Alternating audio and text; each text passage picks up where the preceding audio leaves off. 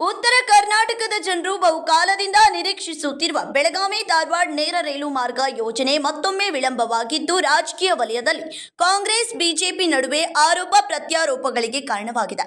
ಸುಮಾರು 73 ಕಿಲೋಮೀಟರ್ ಉದ್ದದ ಹೊಸ ರೈಲು ಮಾರ್ಗ ನಿರ್ಮಾಣ ಯೋಜನೆಗೆ 2004ರಲ್ಲಿ ಪ್ರಾಥಮಿಕ ಸರ್ವೆ ಕಾರ್ಯ ಕೈಗೊಳ್ಳಲಾಯಿತು. ನಂತರ ಕೇಂದ್ರ ಸರ್ಕಾರದಿಂದ ಯೋಜನೆಗೆ ಮಂಜೂರಾತಿ ದೊರೆತಿದ್ದು ದಿವಂಗತ ಕೇಂದ್ರ ರೈಲ್ವೆ ರಾಜ್ಯ ಸಚಿವರಾಗಿದ್ದ ಸುರೇಶ್ ಅಂಗಡಿ ಅವರ ಪ್ರಯತ್ನದಿಂದ ಯೋಜನೆಗೆ ವೇಗ ಸಿಕ್ಕಿತ್ತು. ಈ ಮಹತ್ವಾಕಾಂಕ್ಷಿ ಯೋಜನೆಗಾಗಿ ಬೆಳಗಾವಿ ಹಾಗೂ ಧಾರವಾಡ ಜಿಲ್ಲೆಗಳಲ್ಲಿ ಒಟ್ಟು ಸುಮಾರು 1500 ಎಕರೆ ಭೂಮಿಯನ್ನು ಸ್ವಾಧೀನಪಡಿಸಿಕೊಳ್ಳಬೇಕಾಗಿದೆ.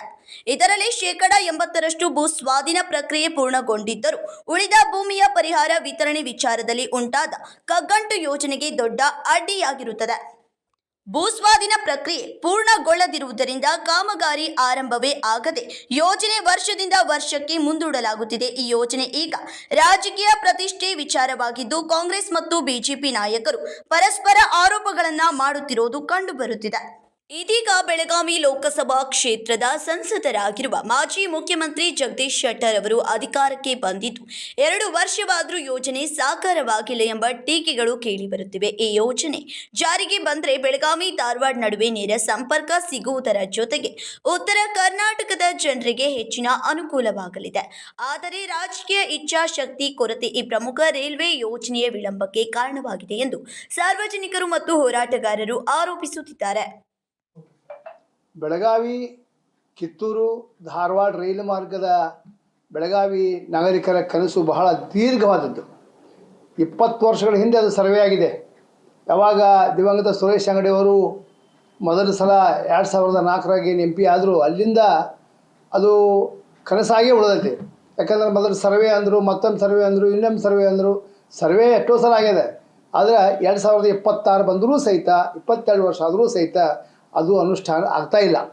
ಅದು ಸುರೇಶ್ ಅಂಗಡಿ ಅವ್ರ ಕನಸು.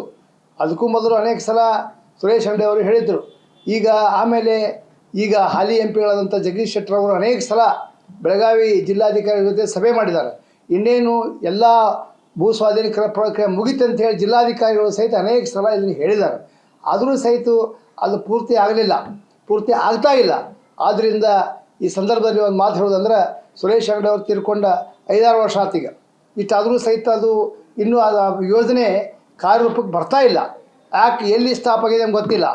ಹಾಲಿ ಸದಸ್ಯರಾದ MP ಗಳಾದಂಥ ಜಗದೀಶ್ ಶೆಟ್ಟರ್ ಅವರು ಅನೇಕ ಸಲ ಪ್ರಯತ್ನ ಮಾಡ್ತಾ ಇರ್ಬೋದು, ಆದರೆ ಅವರ ಒಂದು ಶಕ್ತಿ ಸಾಲವಲ್ಲದೇನೋ ಅಂತ ಅನಿಸ್ತೈತಿ.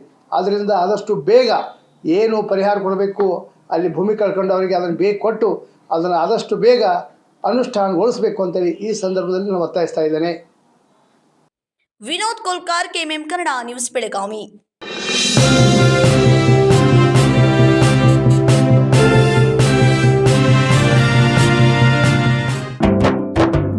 जले दीप अंगना में होगी रोशन दुनिया, पलकों तले छा जाए चांद तारों का साया, रंगोली में खिले रंग खुशियों की भी तरानी, तन मन झिलमिल जाए हर पल होंगी सुहानी, ये अटूट बंधन खिले हर आशियाना, रंग वस्त्रों का खजाना, मन भाए आराधना.